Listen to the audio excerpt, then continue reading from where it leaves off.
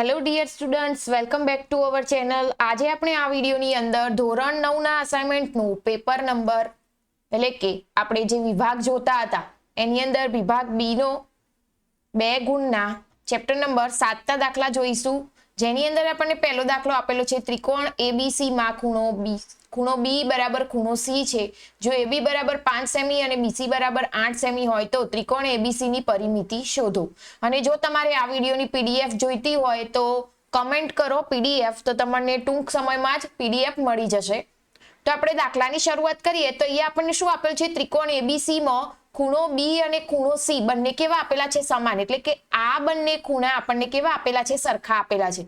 AB બરાબર 5 semi એટલે કે આ AB બરાબર કેટલા, 5 સેમી, BC બરાબર 8 સેમી. તો ત્રિકોણ ABC ની પરિમિતિ શોધો. પરિમિતિ એટલે શું થાય, બધી બાજુનો સરવાળો, બરાબર. તો પહેલા તો આપણે જે આપણે લખી દઈએ તો ત્રિકોણ ABC માં ખૂણો B બરાબર ખૂણો C કહેવાય, બરાબર. જો ખૂણા સમાન હોય તો એની બાજુઓ પણ કેવી થાય, સમાન થઈ જાય. તો એની ખૂણા જે આ ખૂણો B આપેલો એ બાજુ કઈ, તો AB બરાબર ખૂણા C ઉપરની બાજુ કઈ, AC થાય, બરાબર. આ બંને બાજુ કેવી થાય, સમાન.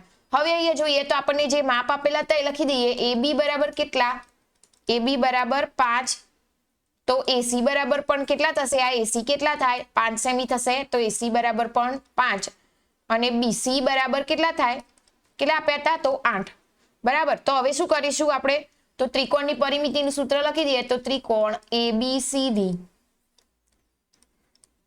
પરિમિતિ બરાબર બાજુ કેટલી, AB વત્તા BC વત્તા શું થાય, AC. એટલે AB BC અને AC ત્રણેય બાજુનો સરવાળો. એટલે AB બરાબર 5, BC બરાબર 8 અને AC બરાબર 5. તો આ બધાનો સરવાળો કેટલો થશે, 18. તો કેટલો થાય, 18 સેમી. તો આ આપણો જવાબ. એકદમ ઈઝી દાખલો અને પરીક્ષામાં પૂછાય એવો દાખલો છે, ખાસ ધ્યાન આપજો. ત્યાર પછી નેક્સ્ટ જોઈએ. અહીંયા શું આપેલ છે, ત્રિકોણ એબીસી માં ખૂણો A બરાબર ખૂણો C છે. જો BC બરાબર 3 સેમી અને એ ત્રિકોણ એબીસી ની પરિમિતિ 10 સેમી હોય તો AC શોધો. અહીંયા પણ શું કરેલું છે, તો આપણને આની અંદર પણ શું શોધવાનું કીધેલું છે, પરિમિતિ તો આપેલી છે એટલે બાજુનું એક માપ આપેલું નથી, જે શોધવાની થશે. તો એના માટે આપણે ત્રિકોણ અહીંયા દોરી દઈએ. તો આની અંદર આપણે લઈ લીધો ત્રિકોણ, શું નામ આપેલ છે આમાં, A B અને આ C, જેની અંદર A અને C ખૂણો કેવા છે, સમાન છે. BC બરાબર કેટલા, તો BC બરાબર 3 અને ત્રિકોણની પરિમિતિ ટોટલ સરવાળો આપણને કેટલો આપેલો છે, 10, બરાબર. તો એના માટે આપણે આ રીતે લખીએ. તો ત્રિકોણ ABC માં ખૂણો A બરાબર ખૂણો C થાય, બરાબર. હવે ખૂણો A, તો A કઈ બાજુ આવશે, એની સરખી જે બાજુ ખૂણો હોય એની બાજુ કેવી હોય, સમાન હોય. તો એ બાજુ કઈ, AB. અને અહીંયા જે ખૂણો C આપેલો છે તો એની બાજુ કઈ થાય, AC થાય. તો AC બંને કેવી કહેવાય, સમાન. તો AB કેટલા, અહીંયા આપણને AB કેટલા આપ્યા હતા, એક મિનિટ, અહીંયા AC આ C ખૂણા માટેની સમાન બાજુ થશે. ખૂણો C અહીંયા આપેલો છે ને એટલે આ BC થશે. તો અહીંયા BC લખી દઈએ. તો જોઈએ અહીંયા BC બરાબર આપણને એકનું માપ આપેલું હતું કેટલું, 3. તો AB નું માપ પણ કેટલું થઈ જાય, 3. અને અહીંયા બીજું શું આપેલું હતું, પરિમિતિ કેટલી, 10 સેમી. તો આપણે લખી દઈએ પહેલા તો પરિમિતિ, ત્રિકોણની પરિમિતિ બરાબર અહીંયા શું હતું, AB વત્તા BC વત્તા AC બરાબર કેટલા, 10 થાય. તો AB અને BC સમાન હોય, બરાબર. તો અહીંયા કેટલું માપ આપેલું હતું, 3. તો આનું માપ પણ 3 અને આ આપણે AC શોધવાનું, બરાબર 10. તો બંનેનો સરવાળો કેટલો થાય, 6 વત્તા AC બરાબર 10. તો AC બરાબર 10, 6 આ બાજુ જાય પ્લસ હોય તો માઇનસ થઈ જાય. તો AC બરાબર 10 માંથી 6 જાય તો કેટલા રહે, 4 સેમી. તો આ આપણો જવાબ થશે, બરાબર. એકદમ ઈઝી દાખલો જ છે, બરાબર. ત્યાર પછી નેક્સ્ટ જોઈએ.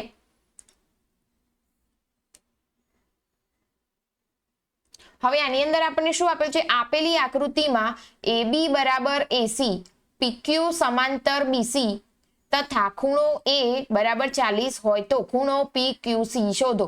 અહીંયા આપણને શોધવાનું શું કીધેલું છે? ખૂણો PQC એટલે કે ખૂણો PQC એટલે Q ખૂણો શોધવાનો કીધેલો છે. બરાબર. તો આની અંદર આપણે શું કરીશું? પહેલા તો લખી દઈએ આપણે અહીંયા ત્રિકોણ ABC. આપણને આખો ત્રિકોણ કયો આપેલ છે? ABC માં. બરાબર. તો અહીંયા જોઈએ તો અહીંયા AB અને AC આ બંને બાજુ કેવી કહેવાય? સમાન થાય. જે આ AB અને આ AC બાજુ આપેલી છે એ કેવી થાય? સમાન થાય. એટલા માટે અહીંયા લખાય AB બરાબર AC. બરાબર. હવે AB અને AC જો સમાન હોય તો આ બંનેના ખૂણા પણ કેવા થાય? સમાન થાય. B અને C ખૂણો તો એ લખાય ખૂણો B બરાબર ખૂણો C. બરાબર. હવે જોઈએ તો એની અંદર ત્રિકોણ ABC માં હવે આપણને એટલી ખબર હોય કે અહીંયા આપણને ખૂણો શોધવાનો કીધેલો છે. એક ખૂણો આપેલો છે 40 અને અહીંયા શું કીધેલું છે? ખૂણો Q શોધવાનો છે. બરાબર. પણ એના પહેલા આપણને આ ખૂણાની BC ખૂણાની પણ ખબર હોવી જોઈએ. તો જોઈએ તો ત્રિકોણના ત્રણેય ખૂણાનો સરવાળો કેટલો થાય? 180 થશે. બરાબર. તો એટલા માટે અહીંયા આ રીતે લખાય ખૂણો A પ્લસ ખૂણો B પ્લસ ખૂણો C બરાબર 180. ખૂણો A કેટલો? તો 40. હવે અહીંયા આપણે જોઈ તો ખૂણો B બરાબર પણ ખૂણો C થાય તો અહીંયા ખૂણો C લખી શકાય અને આ ખૂણો C તો એમના એમ જ રહેશે. બરાબર. તો 40 પ્લસ આ કેટલા થાય? 2C થાય. 2C થઈ જાય. આ એમના એમ રહે. આ 180 આ બાજુ જાય આ પ્લસ હોય તો માઇનસ થઈ જાય. તો 180 માંથી 40 જાય એટલે કેટલા રહે? 140. ખૂણો C બરાબર 140. અહીંયા બે ગુણાકારમાં હતા. નીચે ક્યાં જાય? ભાગાકારની અંદર જતા રહે. તો અહીંયા ભાગાકાર કરીએ તો બંનેનો છેદ ઉડાડીએ તો શું થાય? અહીંયા કેટલો જવાબ આવશે? 70 આવે. તો ખૂણો C આપણને કેટલો મળ્યો? 70. તો ખૂણો B પણ કેટલો થાય? 70 થશે. બરાબર. હવે જોઈએ અહીંયા આગળ તો અહીંયા આપણને શું આપેલું હતું રકમમાં? જોઈએ તો જુઓ PQ સમાંતર BC. આ PQ અને BC એ બાજુઓ સમાન છે. બરાબર. એટલા માટે આપણે આ રીતે લખી શકાય. તો ખૂણો Q એના બાજુઓ હોય સમાન હોય તો સરખા સામેના ખૂણા પણ કેવા થાય? સમાન થાય. તો ખૂણો Q અને ખૂણો C બરાબર 180 અંશ થશે. બરાબર. બંનેનો સરવાળો સમાન થાય. કેમ? કારણ કે PQ સમાંતર BC આપેલા છે. તો ખૂણો Q એટલે શું થાય? PQC. બરાબર. જે આપણે શોધવાનો છે અને ખૂણો C આપણને આપેલો છે બરાબર 180. તો ખૂણો PQC બરાબર 180 માંથી 70 બાદ કરીએ તો કેટલા રહે? ખૂણો PQC બરાબર થશે 110 અંશ. બરાબર. કેટલા? 110 અંશ. આ આપણો જવાબ. ત્યાર પછી નેક્સ્ટ જોઈએ. ચલો અહીંયા શું આપેલ છે? આપેલ આકૃતિમાં AD બરાબર BC, BD બરાબર AC તથા ખૂણો DAB બરાબર 45 અંશ હોય તો ખૂણો CBA શોધો. અહીંયા જુઓ AD એટલે આ ભાગ બરાબર BC આ સામસામેની બાજુ સમાન. એ જ રીતે શું આપેલું છે? BD એકા BD અને AC આ બંને સમાન એટલે આ બંને સમાન થશે અહીંયા. અને બીજું ખૂણો DAB એટલે આ ખૂણો એ ખૂણો કેટલો? 45 અંશ આપેલો છે. તો ખૂણો CBA શોધો. ખૂણો CBA શોધો. હવે આ ત્રિકોણ જોઈએ તો એ ઉપરથી ખબર પડી જાય કે અહીંયા બે બાજુઓ સમાન હોય. બરાબર. તો એમની અંદર આપણે બાજુ ખૂણો બાજુ શરત પ્રમાણે જોવા જઈએ તો કેવો થાય? આ એકરૂપ ખૂણા થઈ જાય. બરાબર. અને એકરૂપ ખૂણા થાય તો અહીંયા જો ખૂણો B 45 હોય તો આ ખૂણો A 45 હોય તો ખૂણો B પણ કેટલો થાય? 45 થાય. તો એ પ્રમાણે આપણે લખી દઈએ તો અહીંયા ત્રિકોણ DAB અહીંયા જુઓ એક ત્રિકોણ બનશે DAB આ એક ત્રિકોણ અને બીજો ખૂણો કયો થશે? કયો ત્રિકોણ થશે? CBA. તો CBA માટે એની અંદર જોઈએ જો બાજુઓ અને ખૂણા સમાન આપેલા હતા કયા? AD બરાબર BC બરાબર, આ પક્ષ. પછી બીજો બીડી બરાબર એસી, આ પણ પક્ષ એટલે બાજુઓ થઈ 2. બરાબર, અને એમાં સામાન્ય 2 ત્રિકોણ હોય તો એની અંદર જુઓ સામાન્ય બાજુ કઈ આવશે? AB આવશે. તો અહીંયા શું થાય? AB બરાબર AB. આ શું થયું? સામાન્ય બાજુ. બરાબર, તો આ પરથી કહી શકાય કે જો બાજુ આ ત્રણેય બાજુ જો સમાન હોય તો આ કઈ શરત મુજબ સમાન થશે? આ ત્રણેય મતલબ આ બંને ત્રિકોણ કેવા થશે? એકરૂપ થશે. બરાબર, કઈ શરત મુજબ? તો એ લખી દઈએ DAB એકરૂપ ત્રિકોણ CBA. કઈ શરત મુજબ? તો બા એટલે કે બાજુ બાજુ બાજુ શરત પ્રમાણે આ બધી બાજુઓ પરથી શું થાય? એકરૂપ સાબિત કરી શકાય. તો જો આ ત્રિકોણ DAB એટલે કે હવે જુઓ DAB આ ત્રિકોણ આ બંને જો સમાન થતા હોય તો મેં જેમ કીધું એ જ આગળ જો આ ખૂણો 45 અંશ હોય તો આ બાજુ પણ કેવો, આ ખૂણો પણ કેવો હોય? સમાન હોય. તો એ લખી શકાય DAB બરાબર ખૂણો CBA. એ શું કહેવાય? CPCT એકરૂપતાની શરત મુજબ. તો માટે હવે અહીંયા જોઈએ તો ખૂણો CBA, એક મિનિટ આપણે આ રીતે લખીએ. આ 45 અંશ હોય, DAB આપણને આપેલો છે તો બરાબર ખૂણો CBA થાય. તો એનો મતલબ થયો કે આ બરાબર 45 હોય તો CBA પણ કેટલો થાય? 45 અંશ કહેવાય. બરાબર, તો આ આપણો જવાબ.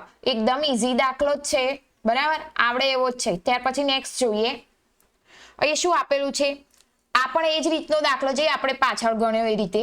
આપેલ આકૃતિમાં AF બરાબર CD. અહીંયા જોઈએ AF એટલે AF કયો? તો આ ભાગ બરાબર CD એટલે આ બંને સમાન બાજુઓ આપેલી છે.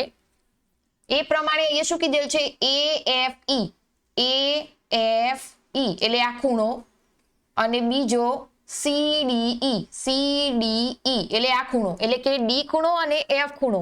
બરાબર, તથા EF એટલે આ EF આપણને 5 સેમી આપેલો છે તો ED શોધો. આ ED શોધવાનો કીધેલો છે. બરાબર, આ પણ એ જ રીતે આપણે સાબિત કરી શકીએ. જો આટલું જોઈને ખબર પડે કે આ બંને ત્રિકોણ જો સમાન થતા હોય, બાજુઓ અને ખૂણા જો સમાન થઈ જાય તો આ સામેની બાજુ પણ કેવી થાય? સમાન થાય. તો એને આપણે સાબિત કરીએ તો એ લઈએ ત્રિકોણ AFE અને ત્રિકોણ ACE.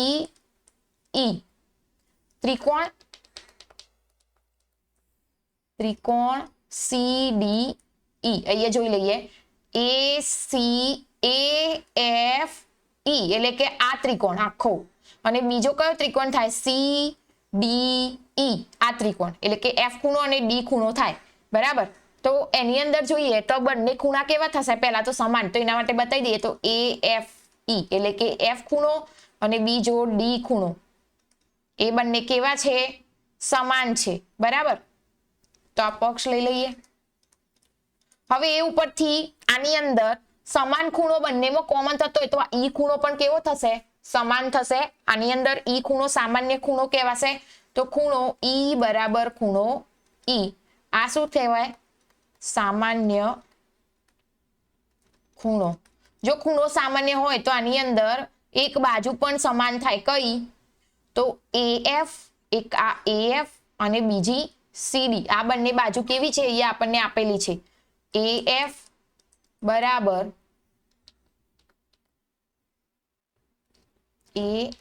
AF બરાબર CD. આ પણ બાજુ એટલે પક્ષ.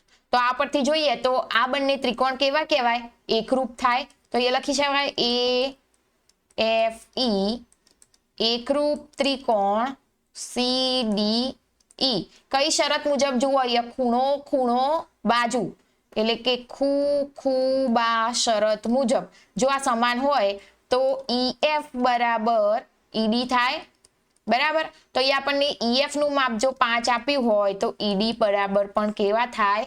5 થાય. બરાબર, તો આ આપણને અહીંયા દાખલો પૂરો. હવે આપણે આગળના નેક્સ્ટ વિડીયોમાં નેક્સ્ટ ચેપ્ટરના દાખલા જોઈશું. ત્યાં સુધી જો ચેનલ પર નવા હોય તો પ્લીઝ ચેનલને લાઈક, શેર અને સબસ્ક્રાઇબ કરી દેજો.